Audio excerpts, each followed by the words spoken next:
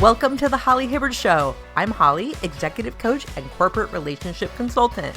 This show is for leaders, go-getters, and individuals ready to improve communication, build stronger teams, and create a workplace culture where everyone thrives, both professionally and personally.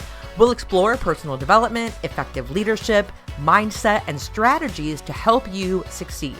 If you're ready to elevate your impact and lead with confidence, you're in the right place. Let's get started.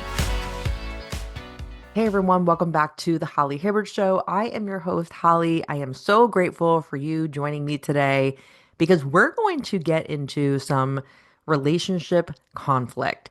And no, hopefully not you and I, but what I mean by that is we're going to learn some new skills today to navigate sticky situations when conflict arises, specifically in the workplace. For those of you that might be new to the show or don't know me all too well, or from my social media content, totally good, no problem there.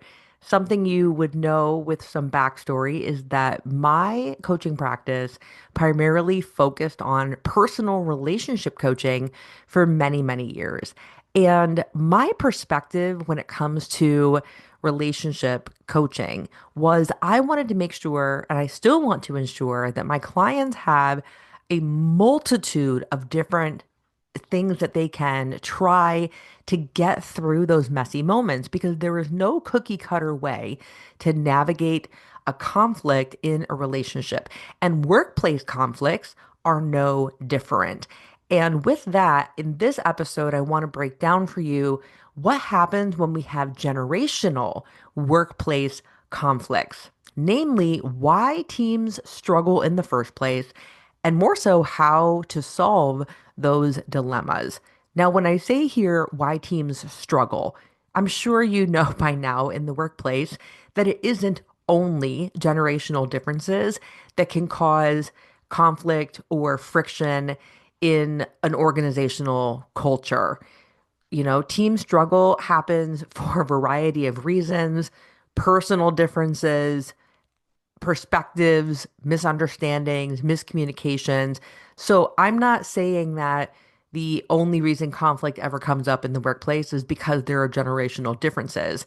However, much like my approach when I was coaching married couples on how to get through messy moments in their personal relationships, my mind as a coach goes to, all right, let's start going through the toolbox and seeing which of these solutions that I know of is going to be the one that's going to push us through to something better, that's going to get us to the other side of this.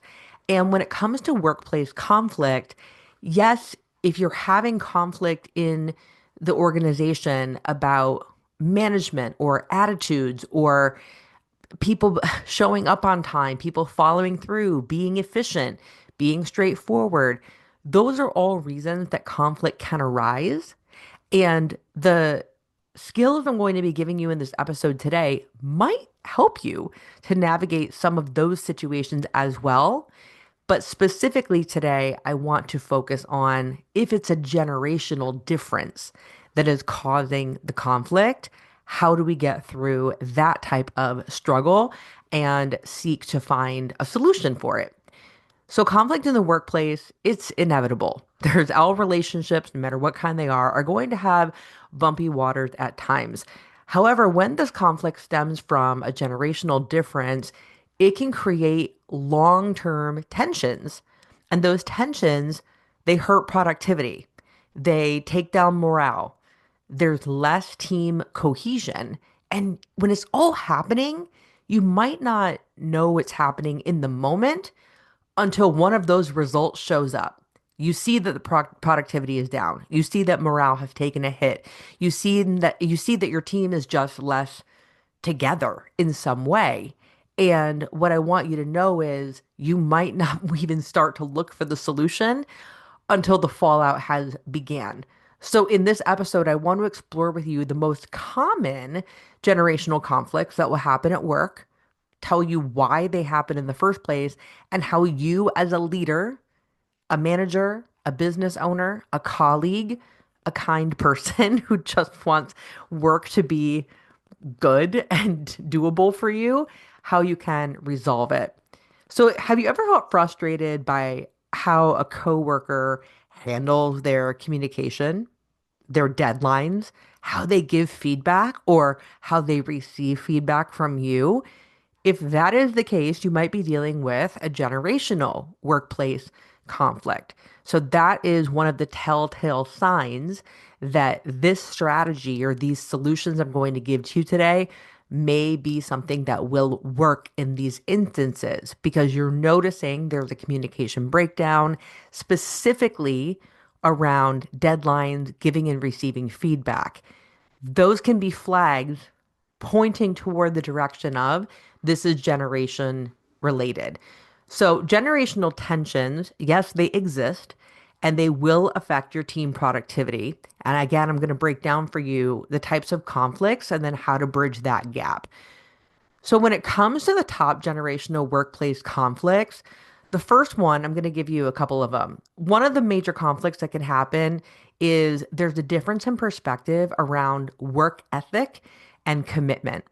So, when it comes to the baby boomer or boomer generation and Gen X, the two oldest of the generation I've been talking about in this episode, in terms of work ethic and commitment, boomers and Gen X, they value loyalty, which also looks like working long hours, and they see the value in going above and beyond when it comes to a work commitment and work ethic. However, millennials and Gen Z, the two younger demographics of the four generations I'm going to be talking about in this episode, they expect efficiency, right? This is a instant gratification generation simply because technology has made their brains that way. However, that being said, even though they expect efficiency, they are stern with their boundaries. They are very much putting work life balance in the forefront. So, as an example, let's say when it comes to work ethic and commitment, let's say you have someone from each of these four generations having a conversation about quiet quitting. Well, quiet quitting to a baby boomer, they might see quiet quitting as someone just being lazy, right? But a younger employee, a millennial or a Gen Z, they might see that quiet quitting happening around them and they'll see it as, wow, that person is really putting down some healthy limits or some healthy boundaries. They don't automatically assume that it is out of laziness. Okay. And perhaps some boomers and Gen X will see quiet quitting happening and they also might say, oh, well, they must have really good boundaries. I wish I could do that. So I don't want to pigeonhole everybody to say that they're only one way, but these are general rules of thumb. So when it comes to work ethic and commitment, another top generational conflict in the workplace is the communication style. So when it comes to communication styles, boomers and Gen X, they prefer that face-to-face, phone call, formal email communication.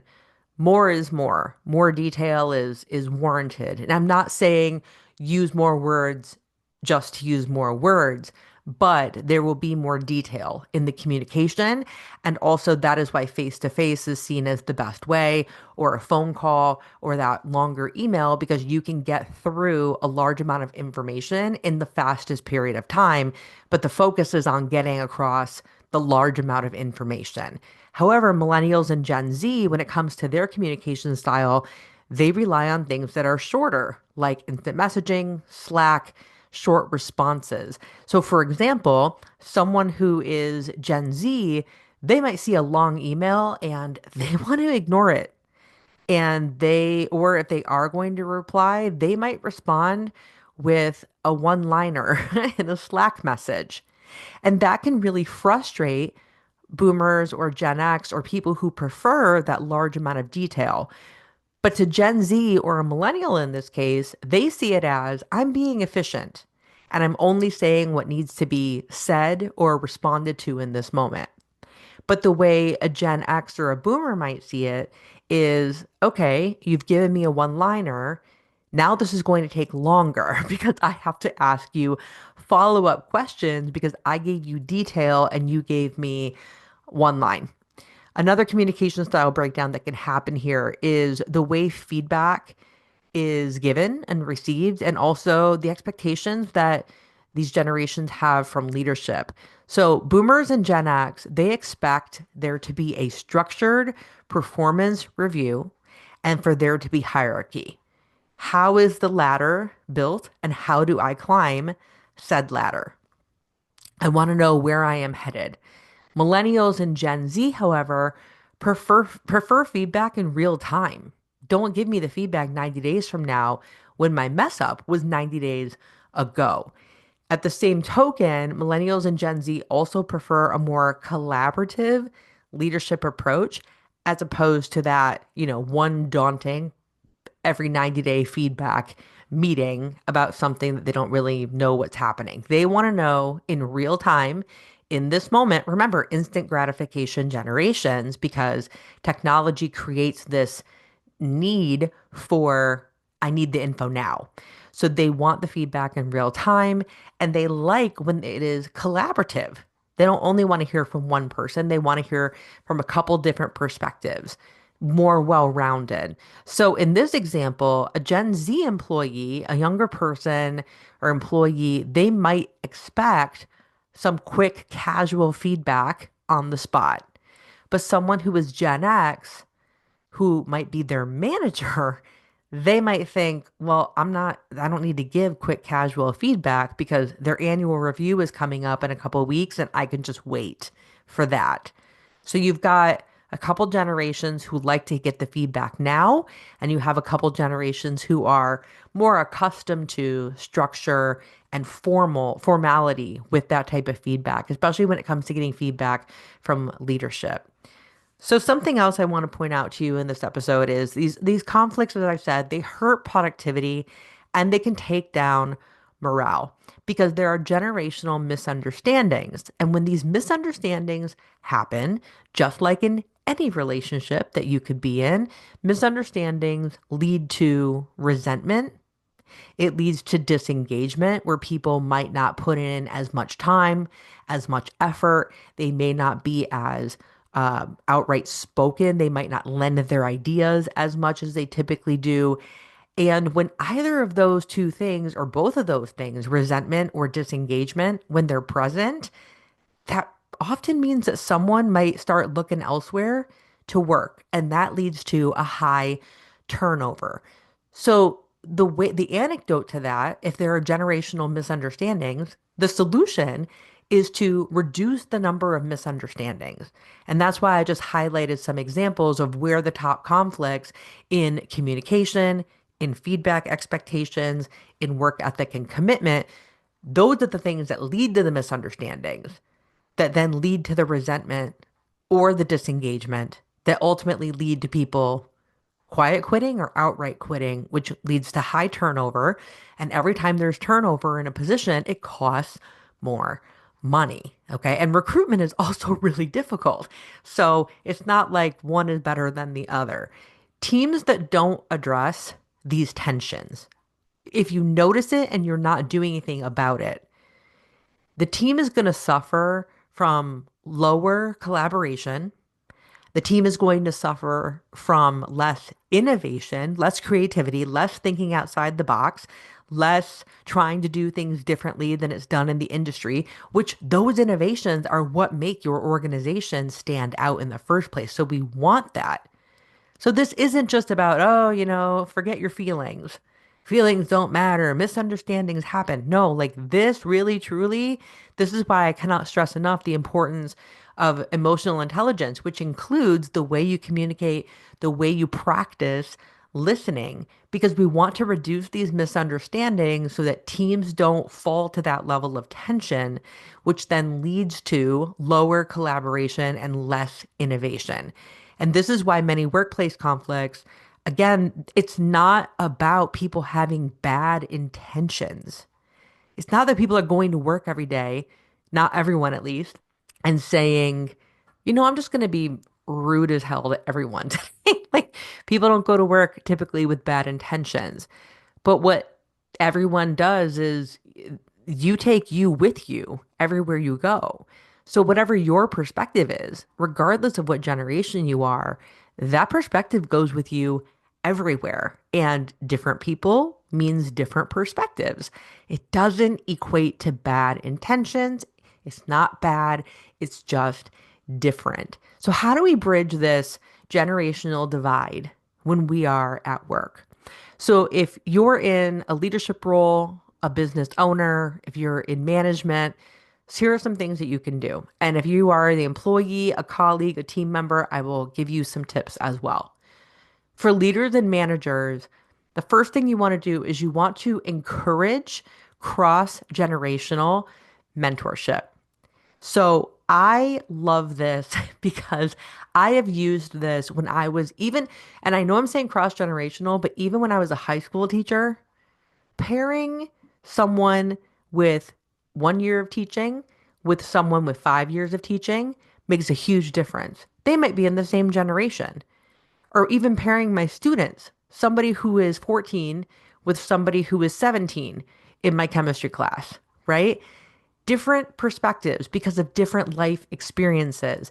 And that makes things run more smoothly because it expedites the learning process as well. And it also provides accountability and it gives a way for the two people in this mentorship cross generationally. When we're talking about the folks we're talking about in today's episode, it gives them an opportunity to practice communication with somebody from a different generation.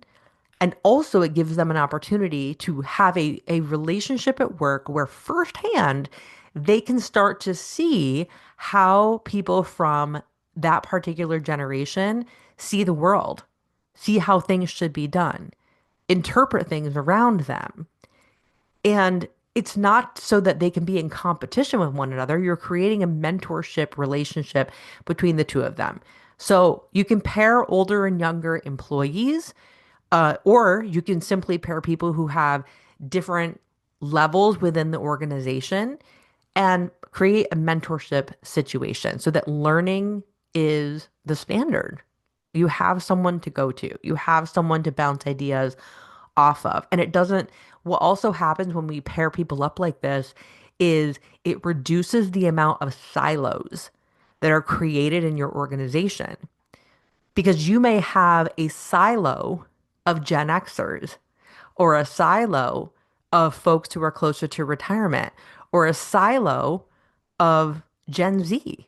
And they all kind of hang together, but no one's ever made them mingle or given them reason to or given them a positive light on or outlook of how that can really benefit them in the workplace and in their personal life as well.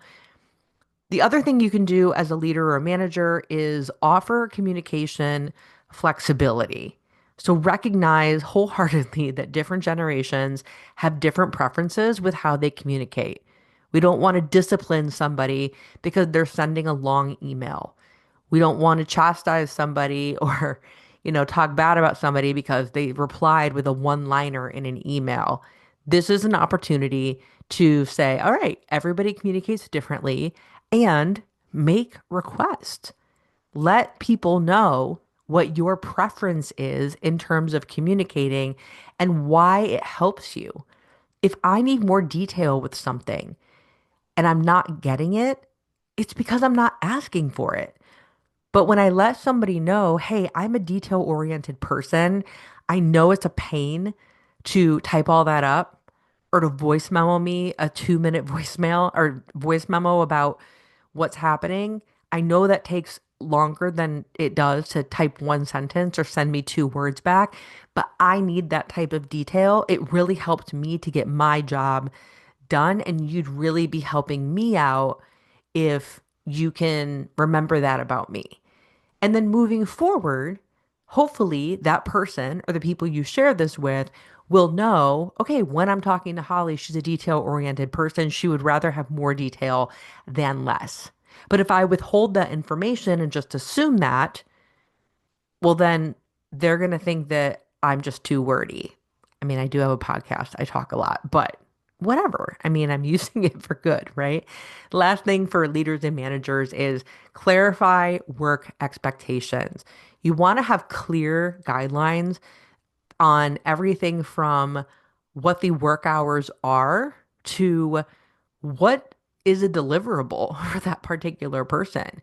When is it going to be submitted? How long does it need to be revised? How are we measuring our productivity? Because metrics, without measurement, without metrics, we cannot improve what we're doing.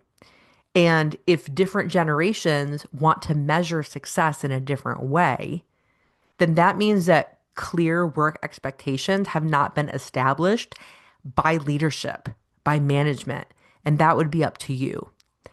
Now, if you are an employee or you're a team member, here are some ways that you can bridge the generational divide in your role. First thing is adapt and compromise. Know that compromise does not mean be passive. Compromise means hear people out on why they do things. Notice when you just want to shove to the side somebody else's perspective because they're in a different generation than you. And you might think, ah, that's old school. And what do they know? And now there's this new way. Who knows? Their way might be more efficient, more effective than yours, or vice versa. But that requires the willingness to adapt and compromise and try everything to see, meet your colleagues halfway. That might mean adjusting your communication, like I just gave an example about. It might also mean adjusting your expectations of that person because there's the expectation that your organization is going to have of you, but also there's expectations that you probably have of your coworkers as well. And it's important that you put those at the forefront of your mind and you notice, oh, am I judging this person because of my own expectations or am I judging them because they're not working in alignment with what the organization's expectations are? Those are two separate things. You can set your expectations to the side or line them up differently or communicate them better. Another thing you can do as a team member is be open to feedback. So sometimes feedback might seem rude or it might feel inefficient. And you know what? It might just be a difference in how generations communicate that information. And if you receive feedback and you feel like a button's been pushed in you and you're like, I didn't like that. Or if you feel like the feedback you got was half-hearted or inefficient or not detailed enough, it's important for you to voice those things. How do you want to receive that feedback? Do you need more of it? Do you need more specificity? Do you need more examples? If it seems rude to you, again, if that button got pushed and you think it's rude, try to take a step back and think about the actual words that were spoken. Because if they say the actual words to you, you're lazy and you're late to work every single day, and I don't know why you have an attitude all the time. Wow, that's pretty direct. And it's also pretty unlikely that they'd be saying that to you unless they were probably letting you go. But if they're simply being short with the way that they're describing, okay, these were your numbers last month. This is what we see in terms of your absences. These are the amount of calls that you've returned in X amount of time. This is how your quota is. Their efficiency in communicating their info to you, it seems short and rude. So what I'm saying here is pay attention to the actual words that people are speaking and notice when you're hearing actual words and then interpreting it as, oh, that's just rude. Okay. And last thing you can do as a team member is practice recognizing the strengths of yourself and also your coworkers, not just the differences between all of you. Because I'm doing these sets of episodes about generational differences on the show because every generation brings a unique set of skills. The boomers bring the experience. The millennials bring innovation. Gen Z excels with technology. And myself and Gen X, we're just a big ball of fun that blends all of that. Like, but I think there's things that are getting picked and choose here, picked and choose from. So practice recognizing people's strengths and not just noticing all the things that they do different from you. Again, different is not bad. So to wrap things up, leaders, I want you to identify and address generational friction points in your workplace. Team members, try fostering an open conversation to understand where conflicts are stemming from in the first place. Let's get to the root of it and not stay petty and on the surface for longer than a couple of minutes.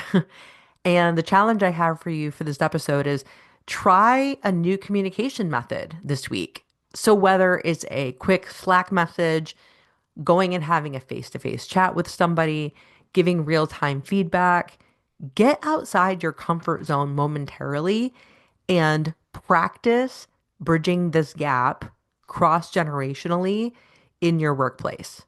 Practice seeing your workplace with this new lens. Question where these conflicts are coming from and where these struggles are coming from. What's the root the root of the weed that needs to be pulled, right? So that something better can grow in that spot. Instead of just saying, ugh, this is so not working and this is horrible and that person's annoying and I don't want to be here. Let's work on how to solve it and not just stare at it and be mad at it for longer than, like I said, a couple minutes a day, and then it's time to move on.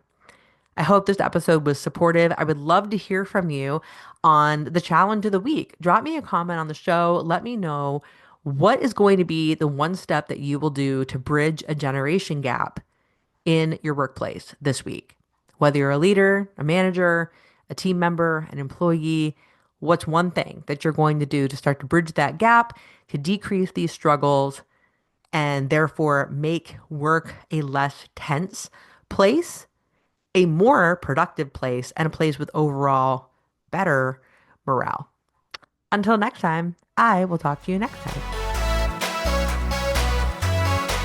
Thank you for listening. I'm giving you a virtual high five for prioritizing your personal growth. If you enjoyed today's episode, I'd be so grateful if you could take a moment and leave a 5-star review on Apple Podcasts. Share the show with friends and family, or snap a screenshot of this episode and tag me on Instagram at @HollyHibbard. You are not alone on this journey, my friend. I'm always here cheering you on. So until next time, stay curious, stay encouraged, and keep empowering yourself. You are doing better than you know.